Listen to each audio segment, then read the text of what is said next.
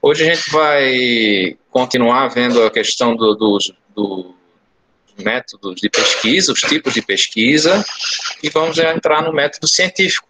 Tá? Essa aula e a próxima aí vai ser sobre método científico, os caminhos que a gente leva aí para fazer, para executar, realmente chegar aí no conhecimento, né? Para executar uma pesquisa. Certo? Vamos lá então, deixa eu botar a apresentação aqui. Apresentar uma janela. Aqui. Certo.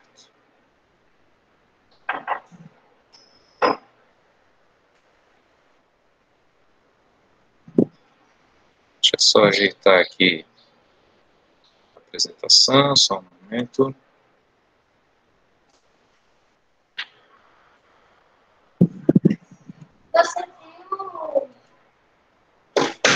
Certo, vamos lá.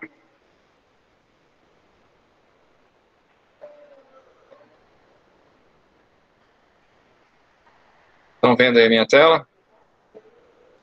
Acho que sim, né? Alguém me fala aí no chat se está vendo a apresentação? Dá, né? Sim, beleza. Então tá. Porque quando abre aqui para mim a apresentação, some a tela do Meet, sabe? Vamos lá. Ó, gente, então, hoje a gente vai, como já viu na aula passada, né, as modalidades de pesquisa, são as tarefas dessa semana, e vamos já iniciar no método científico. Então, o resumo das modalidades de pesquisa é esse aqui, tá? Então, são as várias tarefas que a gente tem aí dessa semana, tá? Então, quanto à natureza, ela pode ser básica ou aplicada. O que seria uma pesquisa básica? É aquela é aquela que vai gerar conhecimentos novos, mas não para uma coisa específica, né? É diferente da pesquisa aplicada, que a gente também chama de pesquisa de ponta, que ela tem como objetivo uma solução de um problema. Tá? Então não é só para saber como é que o camarão vive, mas como que eu vou criar o camarão, por exemplo, como eu vou otimizar a engorda do camarão, como eu vou desenvolver uma vacina para uma determinada doença do camarão, tá? Então, uma pesquisa de ponta, tá? E a pesquisa de base, não confundam com uma coisa básica, né, com uma coisa simples, menos importante. É a pesquisa de base que é a mais importante, tá? Porque é com ela que a gente consegue justamente desenvolver a ponta e trabalhar ali para chegar em tecnologias, né, em aplicações para a solução de problemas humanos aí. Tá? Então, as duas aí são importantes, claro. Tá? E ao mesmo tempo que a minha pesquisa pode ser básica ou aplicada, ela também pode ser qualitativa ou quantitativa. Tá? Qual a diferença aqui? A quantitativa, o nome já diz, né? Quantidade. Tá? Na quantitativa eu vou estar analisando números, vou poder aplicar um método estatístico, vou poder traduzir isso em números mesmo, né? E a qualitativa nem sempre vai ser uma coisa mais de analisar os dados indutivamente, tá? De novo, não tem uma mais importante do que a outra. Tem gente que valoriza muito a quantitativa, né? Por exemplo, quantos quilos de camarão eu estou produzindo a mais com esse método? Então, é possível eu quantificar, eu mensurar isso, né? Tá? Mas a qualitativa é tão importante quanto. Antigamente chegava a se dizer que se não for quantitativo não é científico, mas não é verdade, tá? Eu tenho como desenvolver muito bem uma pesquisa qualitativa. Existem também maneiras de eu quantificar coisas que são qualitativos. Por exemplo, o que é uma pessoa bonita? Né? O que é um homem bonito? Dá para quantificar isso? Dá, se eu tiver critérios de peso, de altura, de diâmetro da cabeça, sei lá, distância entre os olhos, diferença de altura entre as sobrancelhas. É possível também quantificar uma coisa que a princípio é qualitativa. E normalmente a gente faz uma análise qualitativa para definir o que eu preciso quantificar. Né? Então, eu posso ter essa abordagem, tanto na pesquisa básica quanto na aplicada, posso abordar as duas, como qualitativa ou como quantitativa. Tá? Também quanto aos objetivos da minha pesquisa, eu posso ter lá numa pesquisa básica, qualitativa, essa pesquisa ser exploratória, descritiva ou explicativa. Tá? Então, o que eu quero dizer para vocês é que uma abordagem não anula outra. tá? Eu não posso ter, assim, simplesmente uma pesquisa básica, pronto, e ela não tem mais nenhuma outra classificação. Tá? Então, aqui na exploratória, vou proporcionar maior familiaridade com o problema, né? Vou construir hipóteses. Na descritiva, eu vou estar descrevendo um fenômeno observado. E na explicativa, eu vou estar identificando os fatores que determinam a ocorrência desse fenômeno. Tá? E ainda assim, eu tenho os procedimentos técnicos de coleta dos dados. Tá? Para todos esses tipos de pesquisa aí, eu tenho também procedimentos técnicos, que pode ser uma pesquisa bibliográfica, tá? Onde eu vou recorrer a material publicado, livros, artigos. Pode ser documental, que também é material publicado, mas não é material já tratado, sabe? Não são aí livros, são, por exemplo, documentos públicos, certidões. Imagina aí você fazer uma professora Ledson aí, que dá aula de história, estava me mostrando ali uns documentos antigos sobre pesca aí de Macau. Existe isso nos registros dos arquivos aí da prefeitura, documentos de mais de 100 anos atrás aí, dizendo as espécies, quantos quilos, até qual era o valor de cada espécie ali, qual que era mais valorizada, qual que era menos valorizada. Então eu posso pesquisar esses documentos e aí escrever um livro, por exemplo, sobre os tipos de peixe em 1800 e pouco aí em Macau. O procedimento técnico do experimento, né? Então seria eu montar uma coisa em laboratório, ou numa determinada área, tá? Posso fazer esse experimento também na própria natureza, ou numa região aí, numa comunidade, e aí eu vou determinar os objetivos de estudo e vou definir essa minha pesquisa aí, tá? Por exemplo, aí na nossa unidade produtiva aí, nossos tanques, aí a gente pode tem pesquisa aí com microalga, com macroalga também, a incidência da luz, a qualidade da água, na produção aí de algas e o uso dessa alga, por exemplo, lá para fazer biodiesel, né? Então já seria uma pesquisa experimental lá aplicada, tá? E quantitativa. Então pode ser também no aspecto de levantamento, por exemplo, a pesquisa eleitoral, né? É uma pesquisa de levantamento, você vai entrevistar as pessoas. E o mais moderno agora desses levantamentos é o Big Data, né? Imagina, não precisa ir na rua perguntar para as pessoas o que elas acham de determinada coisa, né? Eu vou nos dados da internet mesmo, aí no Google, e o Google captura a opinião das pessoas, captura onde é que as pessoas estão, o que elas escrevem, o que elas falam. A minha mulher aqui começou a falar em comprar uma coifa para colocar aqui na cozinha e já começou a pipocar anúncio no Instagram dela sobre coifas, né? Então ela não escreveu em lugar nenhum, mas só conversou sobre isso com as pessoas e o celular escutou ela falando, né? O nosso celular reconhece a nossa voz. Tá? Então isso é um tipo de pesquisa de levantamento. Não pensem que o Google ele é grátis, tá? Ele é grátis porque a gente não paga dinheiro, mas a gente está pagando com informação. E ele vende essas informações para as empresas, por exemplo, para saber que tipo de tênis vão produzir, que tipo de geladeira as pessoas desejam, que tipo de automóvel as pessoas desejam. Né? E para quem que eu vou mandar determinada propaganda, por exemplo, quem hoje quer comprar um suporte, um saleiro, sei lá, né? Então vou mandar propaganda só para essa pessoa, não, ou para esse grupo de pessoas, e não para todas as pessoas. Não vou pagar uma propaganda no intervalo do Jornal Nacional para anunciar um saleiro. Né? As pessoas que assistem o Jornal Nacional, talvez, muito poucas vão querer comprar um saleiro para sua casa. Né?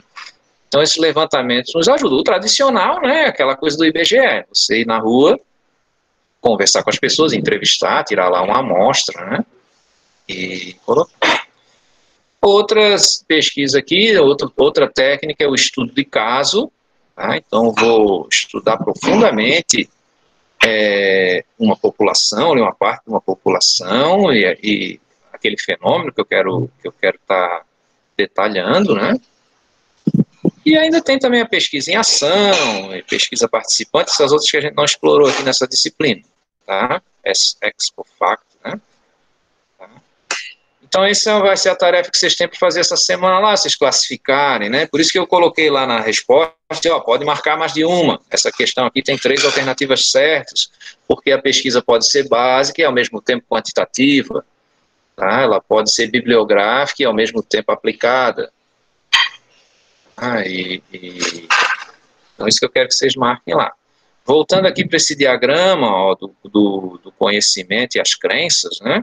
Esse diagrama está desproporcional, tá? Então, você vê ali em amarelo, o que a gente chama de conhecimento são as nossas crenças que são confirmadas como verdadeiras, tá? Nem tudo que é verdade a gente confirma, a gente não crê em tudo que é verdade, até porque tem coisas que o ser humano não consegue enxergar sobre a verdade do universo. Existem, por exemplo, energias que não são visíveis pelo olho humano, o ultravioleta, o infravermelho, né? Então, como é que a gente sabe que existe? Tem como confirmar isso, né? Mas algumas coisas a gente ainda não tem nem como sonhar que existe, então a gente não vai perseguir esse conhecimento, né? E existem várias coisas das nossas crenças que são verdadeiras, mas a gente ainda não confirmou essa veracidade. Então, essa zona aí intermediária ali ao lado da bolinha amarela ali na intersecção, tá? E existem também várias coisas que a gente crê e que não condizem com a verdade, tá? Dá para viver feliz crendo em coisas que não são verdadeiras? Dá também, tá? Mas o conhecimento científico é esse amarelo aí, um conhecimento que é baseado em crenças e a gente vai explorar a verdade. E depois de ele obtido, a gente pode fazer outras pessoas crerem naquilo também. Quando eu comprovo, quando eu consigo mostrar, e para isso existe o método científico, para a gente estar aí demonstrando como chegou naquele conhecimento e até para que esse conhecimento seja contestado. Tá? Tem um conhecimento lá da filosofia que diz que se não pode ser contestado, não é científico. Tá? Porque eu não sei como a pessoa obteve aquele dado, aquele conhecimento, então como é que eu vou contestar?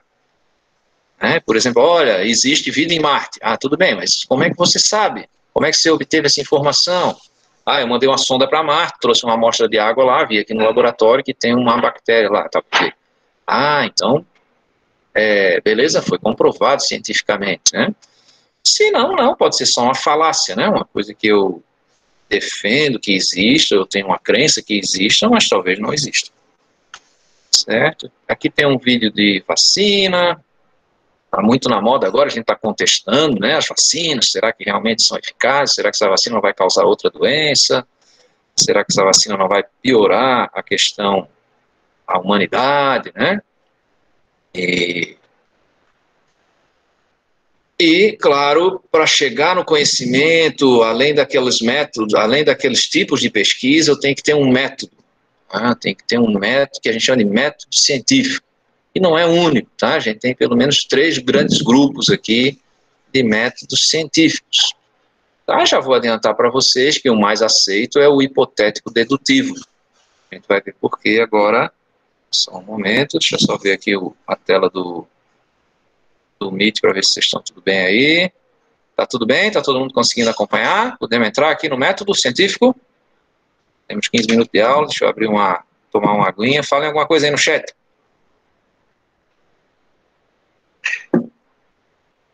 Todo mundo conseguiu já resolver as atividades? Estão entrando ali no Google Sala de Aula, estão conseguindo resolver? Conseguindo acompanhar? A gente está na semana 3, né?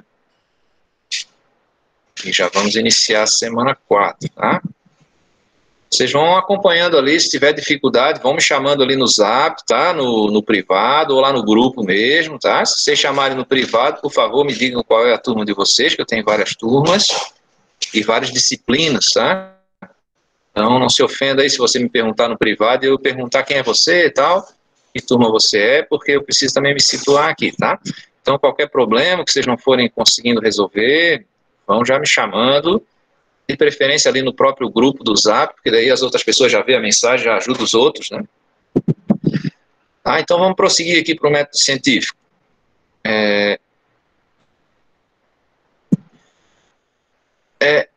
Primeira coisa é separar o que é método, o que é metodologia e o que é técnica, tá? Então, o método é um caminho, é um rumo, tá? É uma sequência de etapas que eu vou usar para chegar no meu conhecimento, para comprovar cientificamente se aquela minha crença é verdadeira. Tá? E eu tenho que explicitar esse método que eu usei, qual caminho eu usei, para outros cientistas poderem lá reforçar esse meu conhecimento aí, ou derrubar. Tá? Então, são um conjunto de princípios, né, que vão ser aplicados pela mente humana aqui para construir esses saberes. Metodologia é o estudo de método, tá? Não se confunda, tá? Tem muita gente que diz assim que a pessoa é ideológica, isso é uma questão de ideologia. Ideologia é o conjunto, é o estudo de ideais, tá? Então, assim como a biologia, o estudo da vida, tá? Como a metodologia, o estudo de métodos, né? A questão ali da ideologia seria o estudo de ideais, né? O correto seria dizer assim, ó, esse cara é um idealista, ou ele tem um ideário, um conjunto de ideais, né? Ele acredita, ele é a favor de tal coisa, ele acredita que isso aqui é errado, que isso aqui é certo, ele acredita que uma sociedade melhor deveria ser assim ou daquele outro jeito, tá? Então isso aí seriam ideais. Todo mundo tem os seus ideários, né? A gente tem os seus princípios morais, né? Seus valores. E as sociedades também têm os seus valores. Agora eu posso ter grupos dentro dessa sociedade que têm valores um pouco diferentes de outro grupo. Tá? Então é importante para a gente aqui, quando a gente fala em metodologia, estudar vários métodos, por exemplo. É possível fazer uma pesquisa sobre metodologia, quais são os métodos que se usa para tal coisa e tal, né? Na nossa pesquisa, normalmente, a gente põe procedimentos metódicos ali, né? Um método de pesquisa. E dentro desse método, que a gente vai usar para comprovar aquela verdade, comprovar aquela nossa hipótese, a gente vai aplicar técnicas. Tá? Por exemplo, eu vou coletar esses dados através de formulário, através de entrevista, eu vou coletar através de informação. Por exemplo, eu tenho uma hipótese de que a maioria dos veículos do Brasil tem a cor branca. Como é que eu poderia comprovar isso? Eu poderia sentar ali numa ponte e ver quantos carros passam e ir marcando, né, com 2 contadores, um em cada mão. Na mão esquerda eu conto quantos carros passam e na mão direita eu conto somente os brancos. E aí eu vou ter um percentual de quantos carros brancos tem em relação ao total. Tá? Isso é uma técnica, né? Uma técnica de observação. Não sei se vocês já viram aqueles contadores, a gente aperta, ele vai contando, né? Tem aplicativos de celular também para a gente poder contar as coisas, você vai clicando na tela, ele vai contando. Tá? Eu posso perguntar para as pessoas, por exemplo, eu posso ir no Detran lá e fazer uma pesquisa documental nos todos os registros de veículo do Brasil e saber quantos por cento dos veículos são brancos, né? Ou pretos, sei lá, para saber, por exemplo, qual é a predominância, né? Qual é a moda da cor do veículo no Brasil aí, né? Os 3 mais vendidos é o branco, o preto e o prata, atualmente, né? Mas muda, o branco já foi bem menos, hoje em dia é maior carros brancos. Certo? Então, vamos ver os tipos de método científico aqui, são 3 os principais: indutivo, dedutivo e hipotético dedutivo. Tá? Vamos começar aqui com o indutivo. O indutivo é eu partir do específico para o geral. Tá? Eu tenho um caso lá e eu sei que nessa região, por exemplo, essa coisa do peixinho aí, ó, eu sei que nessa região os peixes, já vi um peixe vermelho, então eu quero comprovar que quantos por cento dos peixes são vermelhos aqui na minha região, né? Então, aí eu vou coletando peixes, o peixe 1 é branco, o peixe 2 é branco, o peixe 3 é branco, todos os peixes que eu capturei são brancos, então eu vou deduzir que não existe peixe vermelho aqui na minha região, né? Então eu vou para uns dados particulares, né? Alguém disse que tinha peixe vermelho nessa região. Verdade universal. Qual é o problema aqui? É que se a minha amostra for muito pequena, aliás, se ela não for do tamanho adequado, eu posso ter uma verdade geral falsa, tá? Uma verdade que na verdade é uma mentira, né? Então imagine aqui nessa figura, ó. aqui tem uma historinha, né? Observei que o pescador jogava a tarrafa e não pescava nada, então, nem como os outros pescadores também não estão pescando nada, eu concluo que nessa praia não tem peixe, né? Mas será que isso é verdade? Será que não foi só naquele momento? Será que essa amostra é suficientemente grande? O número de pescadores que tinha ali, aquele dia do ano reflete realmente a realidade geral, né? Para eu fazer uma lei geral, e que ali não tem peixe, né? Então tem que tomar um cuidado, porque a principal crítica desse método é esse salto indutivo. Veja, é possível eu analisar uma pequena amostra e concluir sobre um todo? É possível. Se você for ver uma pesquisa para eleição, você não entrevista a população toda, você entrevista lá 2%, 3% da população e consegue saber. Agora, essa amostra tem que ser grande o suficiente e distribuída na população o suficiente para ela refletir o todo. Tá? Então, essa amostragem, que seria a coleta de uma amostra, tem que ser confiável, senão o meu salto aí não é real, né? Eu vou obter dados que não são reais. Então tá aqui, ó, entrevistei todo mundo, quem é que ia votar no prefeito, e das pessoas que eu entrevistei, ninguém citou o prefeito, que é o peixinho vermelho, ó. E aí, de repente, o peixe vermelho ganha a eleição e eu acho que a eleição foi fraudada, né? Na verdade, a minha pesquisa pode ter sido ruim, né? Então, claro, toda eleição se levanta, né? Essa pesquisa não vale nada, esse instituto é de tal partido. Mas à medida que esses institutos, essas empresas aí de pesquisa vão acertando, elas vão criando lá uma reputação, né? E aí as pessoas vão confiando mais naquele ou naquele outro instituto ali de pesquisa, tá? Então o tamanho da amostra é importante, né? Para eu poder acertar aqui o meu conhecimento obtido, né? O outro método seria o dedutivo. Tá? Então, agora aqui eu vou partir do geral para o específico. Tá? E eu quero concluir se aquilo é verdade. Né? Então, esse método conclui que a razão, né, o pensamento humano, é que é capaz de levar ao conhecimento verdadeiro. Né? Então, ele vai usar aqui raciocínio lógico, né? E a partir de pelo menos duas premissas, para construir uma terceira. Decorrente das duas primeiras, e a terceira seria a conclusão, claro. Então, assim, ó, todo crustáceo é gostoso, todo camarão é crustáceo, então todo camarão vai ser gostoso. Então, eu parto de duas premissas para concluir sobre uma terceira. Tá? Então, esse é um método aí dedutivo. Não sei se alguém de vocês é alérgico a crustáceo, né? Minha esposa aqui é alérgica por causa do iodo, né? Muito rico o iodo nos crustáceos. Então, ela simplesmente não pode comer nenhum tipo de crustáceo, camarão, siri, caranguejo, nada disso, né? E, às vezes, ela quer experimentar, não, mas espera aí, o camarão é muito diferente do siri, né? O peixe é muito parecido com o camarão, os dois vêm do mar, então o peixe também vai me fazer mal. Não, e comer peixe não faz mal. Né? Então, eu posso ir por aí, todo crustáceo tem iodo na concentração, né? E aí chegar numa conclusão lá, né? Então, tem que ter dois argumentos condicionais que são válidos, tá? Uma afirmação e uma negação.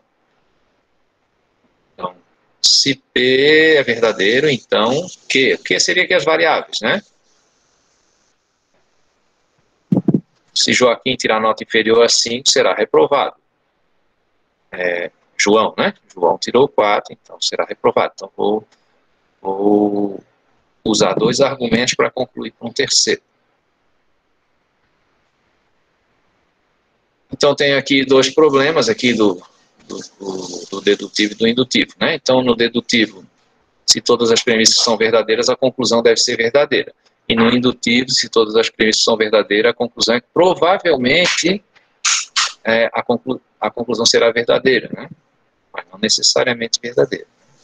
E o método mais usado, mais aceito, né, é o hipotético dedutivo.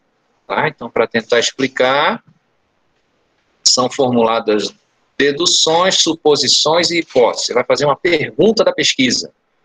Tá? Dessa pergunta você faz uma hipótese e agora eu vou ter que comprovar a minha hipótese. E a minha pesquisa pode, por exemplo, derrubar a minha hipótese. No final, eu concluí que aquela pergunta era boa, mas a hipótese não era verdadeira.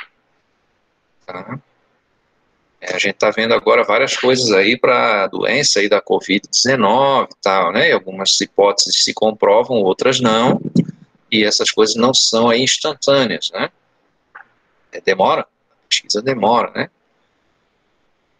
Tá, agora estão com algumas hipóteses. Ó, essa vacina vai imunizar 75% das pessoas, 95%, né? Eu tenho que vacinar, qual é o percentual da população que eu tenho que vacinar para erradicar essa doença? Para ela sumir do mundo mesmo, né? Tendo em vista que eu tenho pessoas que não vão poder tomar vacina, eu tenho a eficácia da vacina que também não é 100%, tem vacinas mais difíceis de transportar, de acondicionar, de aplicar também, algumas vão ter que ser 2 doses, então tem a questão da logística, né? Então existem aí hipóteses, se acredita que se vacinar mais de 70% da população, eu consigo erradicar a doença. Vamos ver se essa hipótese se comprova, né? Em estudos menores, em populações menores, se comprova. Agora vamos ver no todo. Esse é o método científico mais difundido, hipotético dedutivo. Tá? Então, quem nasceu primeiro, o ovo ou a galinha? Então, se a gente for considerar a teoria da evolução, o réptil veio antes da galinha e o réptil já botava ovo, né? Então, o ovo nasceu antes da galinha, né? Então, eu vou formular um problema. Com esse problema que eu tenho que resolver, vou formular uma hipótese, por exemplo, quem nasceu primeiro foi a galinha, né? Meu problema é quem nasceu antes ou depois. A hipótese é que foi a galinha, porque a galinha bota ovo. Agora eu vou coletar dados. Existe algum outro ser vivo aí que se multiplica com ovo, colocando ovos, né, dentro da escala evolucionária, datar o carbono lá e ver a galinha mais velha do mundo e ver se existe algum ser vivo aí que botava ovos e era mais antigo que a galinha, né? Analisar os meus dados e finalmente chegar numa conclusão. Tá? E a última etapa é escrever, né, o documento científico. Então, o que é um fato, o que é uma hipótese, o que é uma tese, o que é uma teoria, o que é uma lei. Então, tem que saber sobre isso. Vamos lá. Para ter uma pesquisa de qualidade, eu tenho que conhecer essas coisas e usar um método científico. Tá? Então, aqui, por exemplo, a gente tem um trânsito caótico aqui. Será que eu não colocaria um semáforo nesse cruzamento? Será que melhoraria a situação, diminuiria o acidente, melhoraria o fluxo de trânsito? Né? Esse é o método científico. Tá? É só com ele que se alcança a verdade? Não. Ele é definitivo? Não. Eu posso modificar os métodos. Tá? Ele nos dá direções para viver? Não, também não. Eu posso viver sem método. Tá? Mas se eu quero que a minha pesquisa seja reconhecida pelos nossos pares aí, que são cientistas também, tem que usar um bom método. Né? A gente tem que saber que o método é uma aproximação da verdade, ele é provisório, porque ele vai estar evoluindo com o tempo, e ele é sujeito também ao contexto social. Outra coisa, ele é amoral, quer dizer o seguinte, não tem sentimento na coisa aqui, tá? Eu defino um método que é uma sequência, e às vezes aquele caminho não é nem um caminho pelo qual eu acredito que eu deveria ir, né? Que meu sentimento me diz que seria bom. Tá? A gente diz que ele é amoral. Tá? Então, conjunto aqui de regras básicas para produzir um novo conhecimento e corrigir e integrar conhecimentos pré-existentes. Tá? A maioria das disciplinas científicas, não aqui das nossas disciplinas acadêmicas, mas das disciplinas científicas, né, consiste aí de juntar evidências, tá? E com essas evidências, né, a gente está analisando elas com o uso da lógica.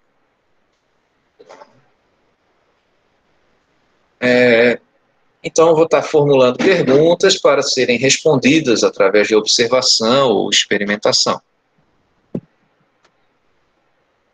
Está aqui o ciclo, né? Então eu vou ter aqui uma contextualização do meu problema, vou definir qual é o meu problema, e aí eu tenho a pergunta da minha pesquisa.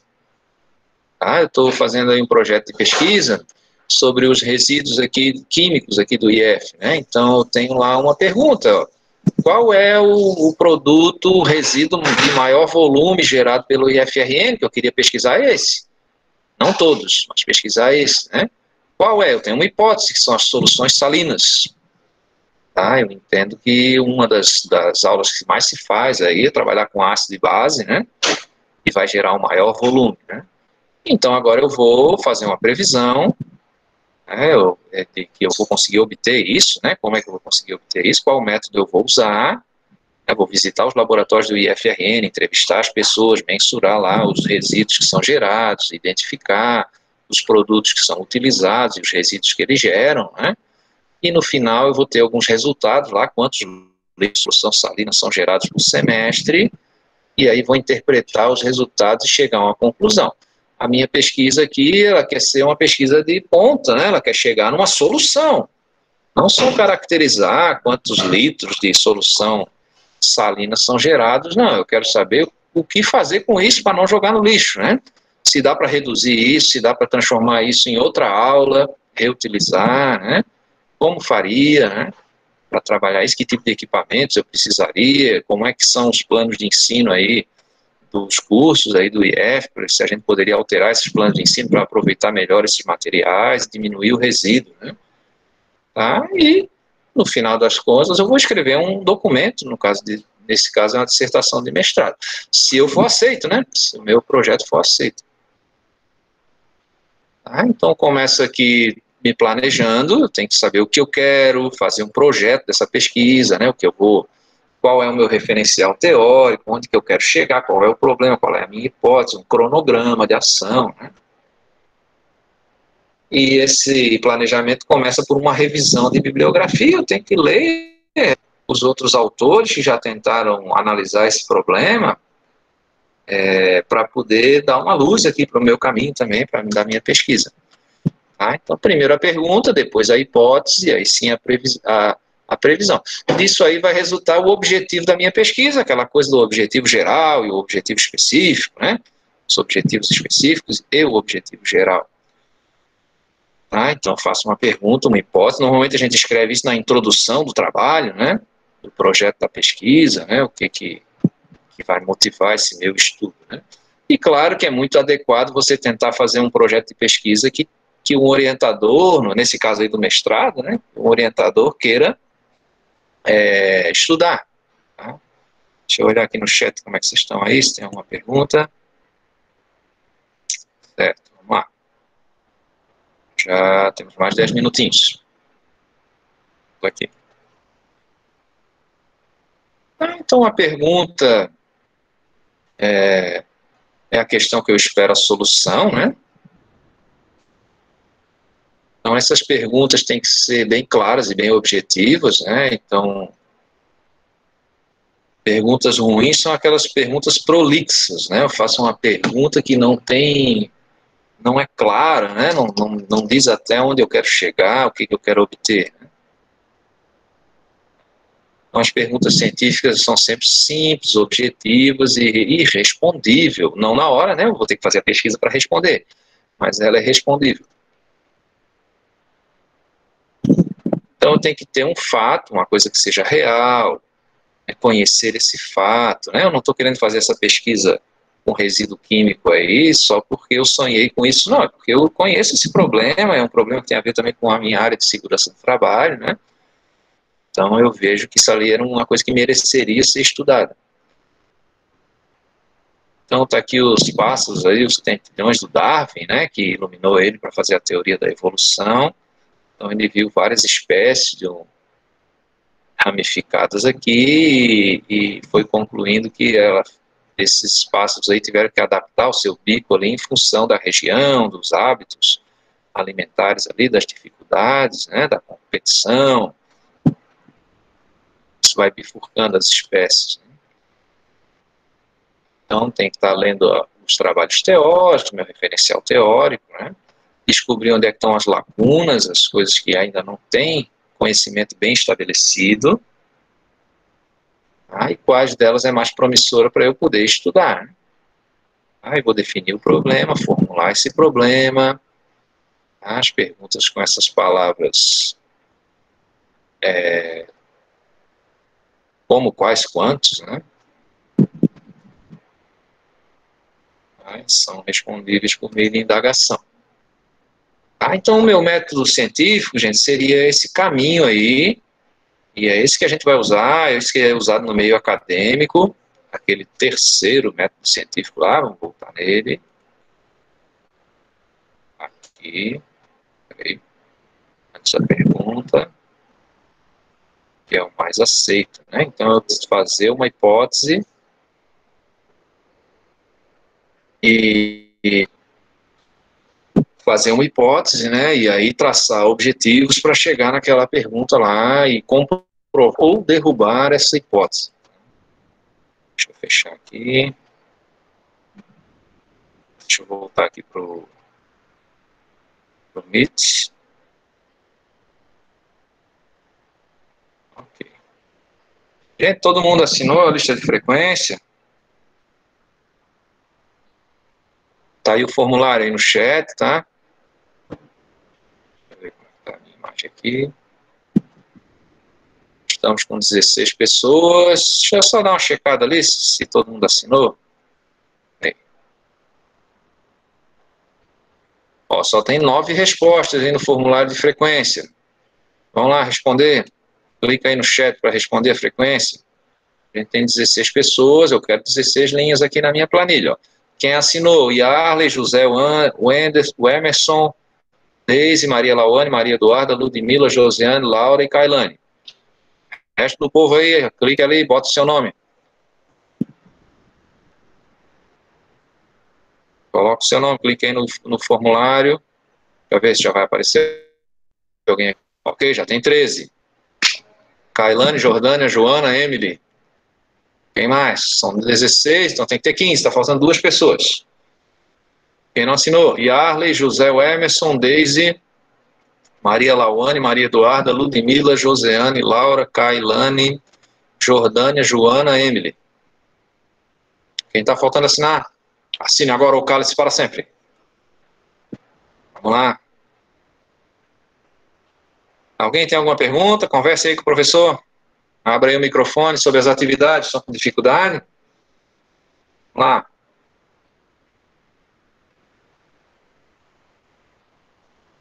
Hoje essa aula síncrona é um reforço, né, do conteúdo da semana.